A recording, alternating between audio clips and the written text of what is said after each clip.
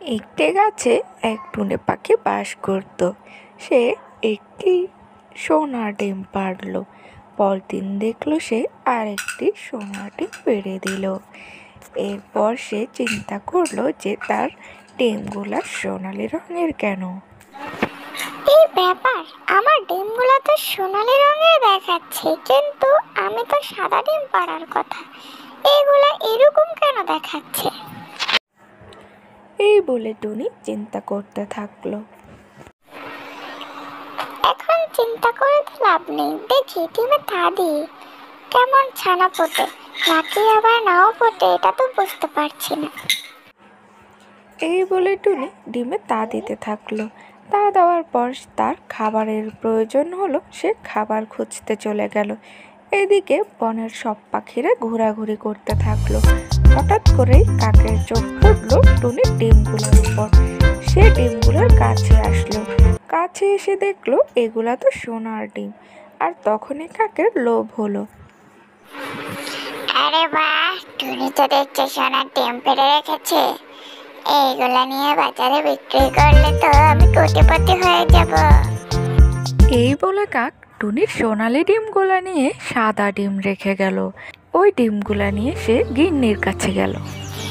এই দেখো সোনার ডিম, আমাদের আর অভাব থাকবে না গো। এগুলা বিক্রি করে আমরা কোটিপতি হয়ে যাব।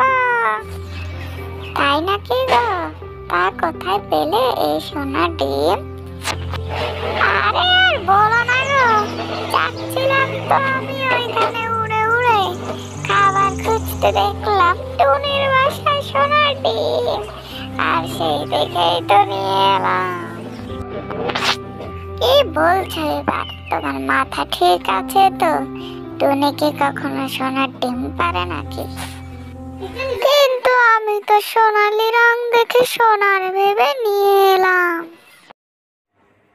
এরপর টুনি তার বাসায় এলো। বাসায় এসে দেখলো যে তার ডিমগুলা সাদা হয়ে রয়েছে। এরপর টুনি চিন্তা করলো, কি ব্যাপার, আমার সোনালি কালারের ডিমগুলো এরকম সাদা হয়ে গেল কি জন্য? আমি তো একটু আগেই দেখে গেলাম ওইগুলা সোনালি কালারের ছিল, এখন কেন সাদা দেখাচ্ছে? কেউ কি পাল্টাই ফেললো নাকি আমার ডিমগুলা? বুঝছি না তো, দেখি কাউকে দেখলে জিজ্ঞেস করব। এই যে কালো ভূত, তুমি কি আমার ডিমগুলা চুরি হতে দেখেছো? কে নিয়ে গেল আমার ডিমগুলা? দেখেছি তো টনি, তো ডিমগুলো তো আমি সোনালি কালার করে দিয়েছিলাম, কিন্তু কাক বোকা হয়ে সেগুলো সোনার ভেবে নিয়ে গেল। হা হা হা। ও, তাহলে তুমিই আমার ডিমগুলাকে এরকম করেছো? দাও আমার ডিমগুলা ফিরিয়ে তাড়াতাড়ি। তোর পাশে যে ডিমগুলা দেখছিস সেইগুলাই তো তোর ডিম। কাক যখন ডিম খুঁজছিল ওইগুলো আমি তাকে দিয়েছি, সে এখানে এনে রেখেছে। হা হা হা। ও তাই, তাহলে তো কাক বোকা হলেও আমার উপকারই করেছে।